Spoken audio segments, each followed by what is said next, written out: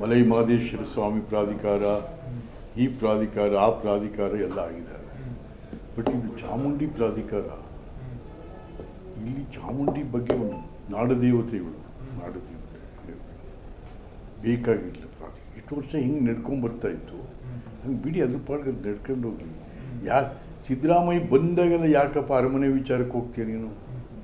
ಯಾವಾಗ C M ಆಗ್ಬಾ, DCM ಆಗ್ಬಾ, ಸುಮ್ಮನೆ ಅನಾವಶ್ಯಕ ತೀಟೆ ಮಾಡೋಕ್ಕೆ ಹೋಗ್ತೀವಿ ಅವ್ರನ್ನ. ನಾನೇನೋ ದೊಡ್ಡ ಸಮಾಜವಾದಿ ನಾನು, ನಾವು ಇಲ್ಲ. ಯಾಕ್ರಿ ಇದೆಲ್ಲ? ಸುಮ್ಮನೆ ಬೇರೆ ಕೆಲಸಗಳು ಬೇಕಾದಷ್ಟಿದ್ದೀವಿ ಸಿದ್ದರಾಮಯ್ಯ. ನಾನು ಹೇಳಿದ್ನಲ್ಲ, ಒಂದು ಸೈಟ್ ಕೂಡ ಯೋಗ್ಯತೆ ಇಲ್ಲ ನಿನಗೆ ಈ ಮೈಸೂರು ನಗರದಲ್ಲಿ. ನೀವು ಹೋಗಿ ಪ್ರಾಧಿಕಾರ ಮಾಡ್ತೀನಿ, ಅದು ಮಾಡ್ತೀನಿ, ಇದು ಮಾಡ್ತೀನಿ, ಯಾರಿಗೆ ಎದುರಿಸ್ತೀಯ? ಅಭಿವೃದ್ಧಿ ಕಾರ್ಯಗಳು ಆಯ್ತಾ ಇದಾವ? ಏನೂ ಇಲ್ಲ, ದಾನೂ ಇಲ್ಲ, ಅನುದಾನವೂ ಇಲ್ಲ, ಯಾವುದೂ ಇಲ್ಲ.